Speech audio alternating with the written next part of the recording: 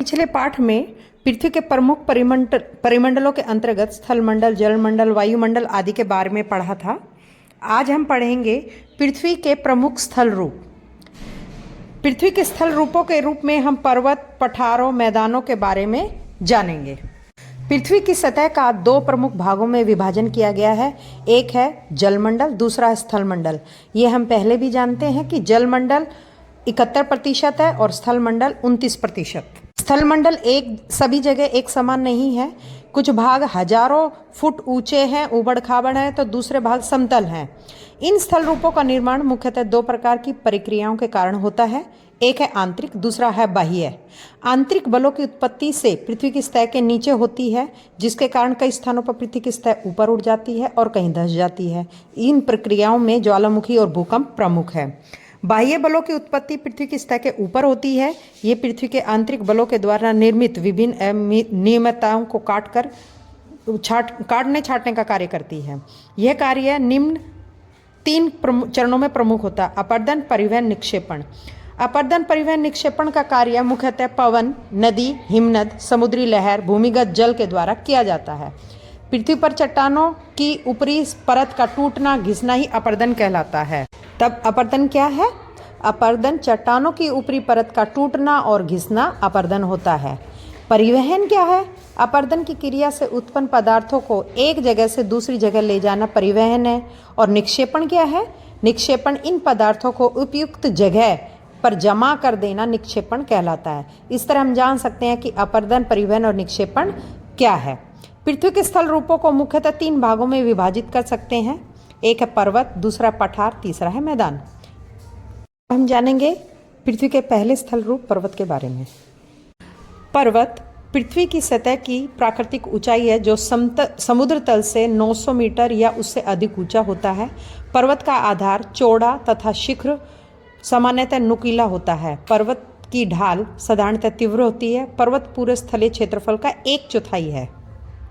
जब एक पर्वत दूसरे पर्वत से सटा रहता है तो उसे श्रृंखला कहते हैं। इन पर्वतों को कोई घाटी या दर्रा ही दूसरे पर्वतों से अलग करता है। वह मार्ग जिससे किसी पर्वत श्रृंखला को पार किया जाता है उसे दर्रा कहते हैं।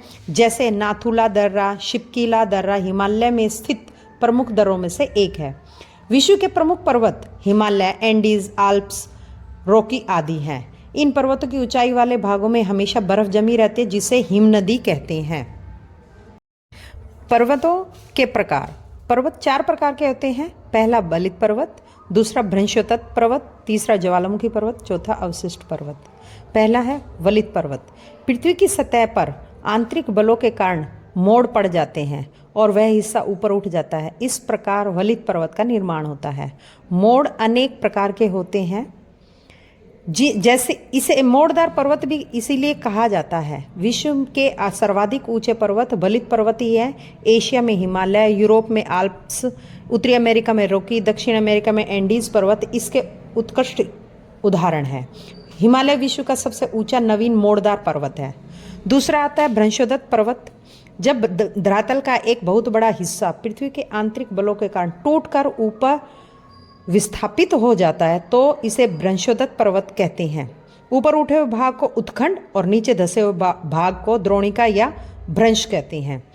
इस तरह के पर्वत के शिखर चौड़े, चपटे और ढाल तीक्ष्ण होते हैं। यूरोप का वोस्जेस पर्वत उत्खंड का और राइन नदी घाटी द्रोणिका उत्कृष्ट उदाहरण है। भारत में नर्मदा नदी द्रोणिका से होकर बहती है, जिसके एक तरफ विंध्य पर्वत तथा दूसरी तरफ सतपुड़ा पर्वत है। सतपुड़ा पर्वत मध्य प्रदेश में है। यह भ्रंशोत्तत पर्वत का उदाहरण है। तीसरा है ज्वालामुखी पर्वत। ज्वालामुखी पर्वतों का निर्माण ज्वालामुखी क्रियाओं का परिणाम है। ज्वालामुखी क्रिया के कारण पृथ्वी के अंदर से गर्म मैग्मा चट्टानों के टुकड़े तीव्र गति से निकलते हैं। ये मैग्मा तथा अन्य पदार्थ ज्वालामुखी के मुंह यानी क्रेटर के चारों ओर जमा होते जाते हैं एवं पर्वत का रूप ले लेते हैं। इसे ही ज्वालामुखी पर्वत कहते हैं। ये पर्वत शंकु के आकार के होते हैं, जैसे अफ्रीका का किलिमंजारो, जापान का फुजियामा, इटली का वेसुवियस आदि। है अवशिष्ट पर्वत। अपर्दन के कारक पवन, बहता जल यानी नदी आदि लगातार ऊपर वर्णित वलित पर्वतों पर क्रियाशील रहते हुए काट छांट करते हैं।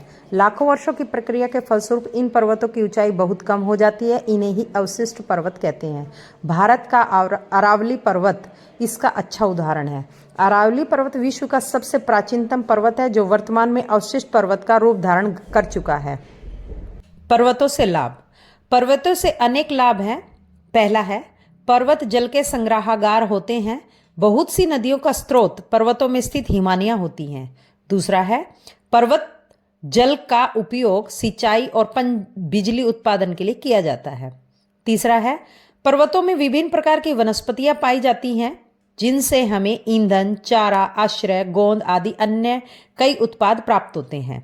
चौथा है, पर्वतों की ठंडी जलवायु पर्यटकों को आकर्षित करती है, जिससे पर्वतीय क्षेत्रों में पर्यटन व्यवसाय फलता फूलता है। पांचवा, कुछ खेल सिर्फ पर्वतीय क्षेत्रों में ही खेले जाते हैं, जैसे paragliding, hang gliding, river rafting और स्कीइंग आदि। छठा है, पर्वत जलवाष्प से लदे बादलों को रोककर वर्षा कराने में सहयोग करते हैं। सातवां है, पर्वतीय क्षेत्र में कई प्रकार के खनिज पाए जाते हैं। अगला है पठार। पठार धरातल का वह विशिष्ट स्थल रूप है जो अपने आसपास के स्थल से पर्याप्त ऊंचाई होने के साथ साथ उसका शीर्ष भाग चौड़ा और सपाट होता है। सामान्यतः पठार की ऊंचाई 300 से 500 मीटर तक होती है।